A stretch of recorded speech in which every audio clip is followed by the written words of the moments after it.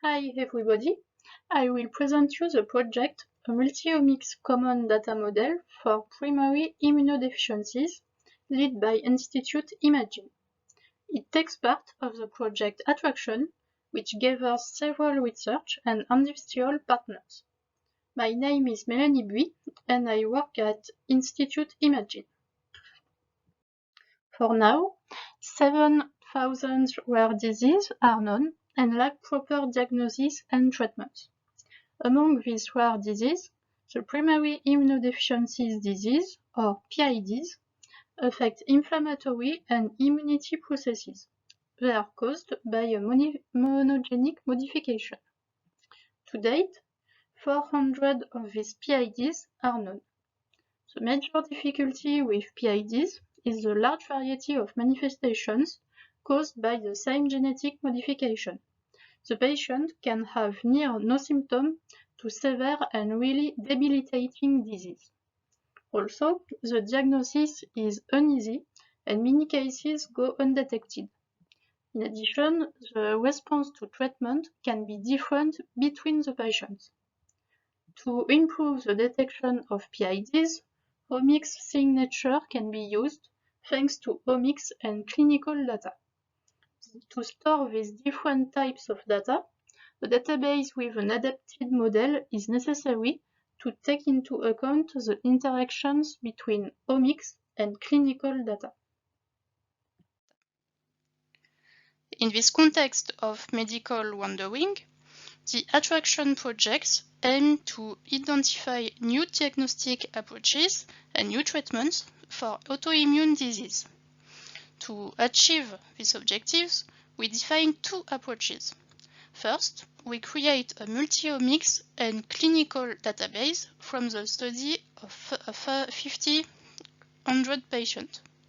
Then, we use artificial intelligence method, like network inference, to determine omics signature for each PIDs.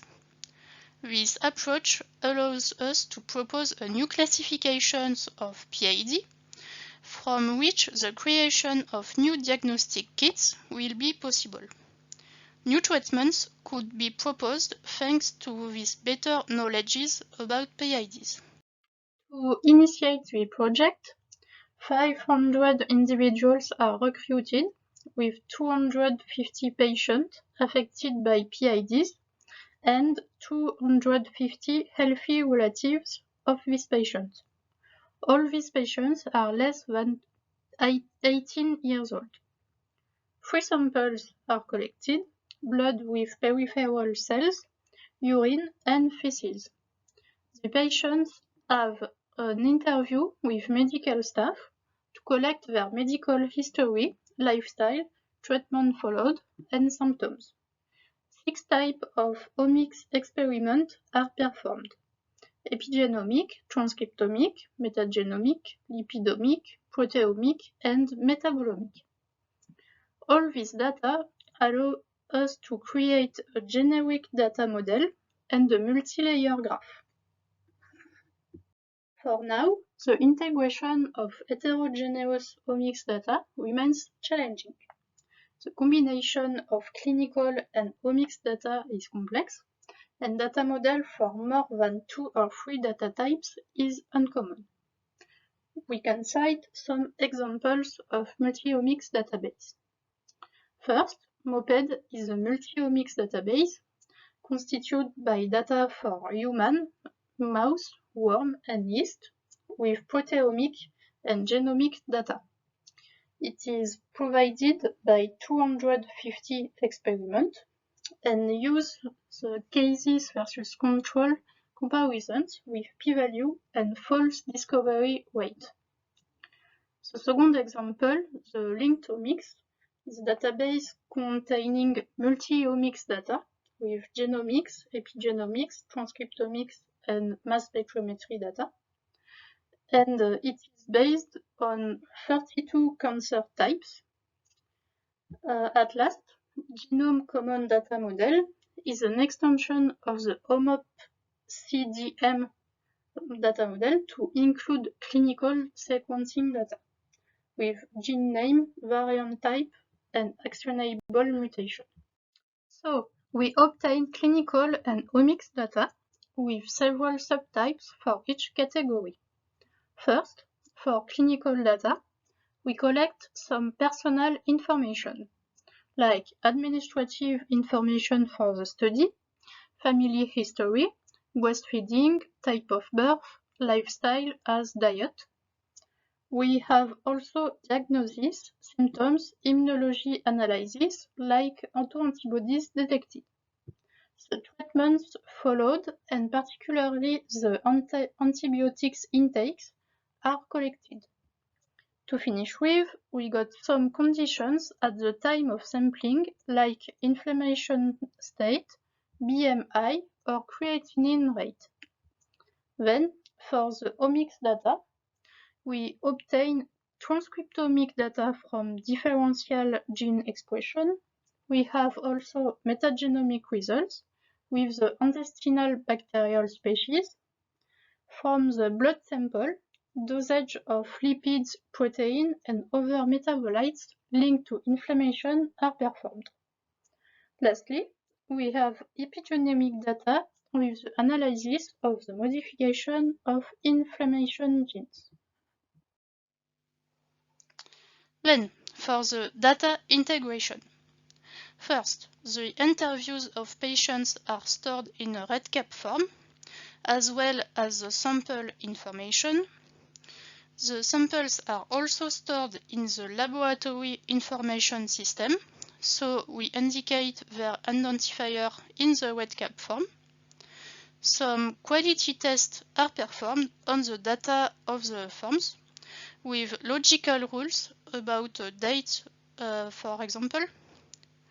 Then, we format the data to fit the model of the database with Python scripts. So, secondly, concerning omics data, our partners provide results files, which are analyzed to obtain fold changes between controls and cases. At last, data are loaded in PostgreSQL database. So let's talk about the data model. For clinical data, we use the OMOP Common Data Model, which was created to integrate hospital data. This model is really complete, but we need only some tables to fit with our data. About the omics data now, we propose and validate a model with each partners. We store the cases versus controls results in order to compute fold change. And for omics and clinical data, we use a table concept to link these fields with thesaurus references. So we can use HPO, Orphanet, KEGG, and we store this vocabulary in the vocabulary tables. This is the complete model of the database with several tables for each type of omics data and the clinical tables.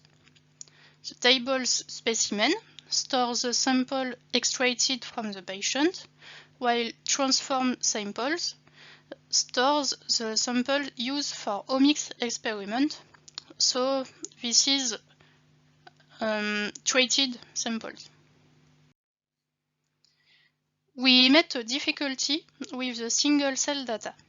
Indeed, the design of this experiment doesn't allow to compare results between all individuals, but only between groups of individuals sharing the same batch.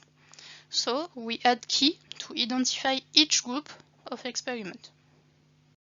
In the continuation of the project, we wait for more example files and the first real data after the inclusion of the patients. We think about the way to represent the results and the interaction between the different data types with a multi-layer network. Each layer will represent one type of omic. We need to develop artificial intelligence method to interpret data and identify the omic signature for each PIDs. Lastly, the project will allow to propose personalized medicine for PIDs with more adapted treatments according for the diversity of symptoms. I want to thank all the project attraction partners and the ANR for this grant agreement. Thank you for your attention.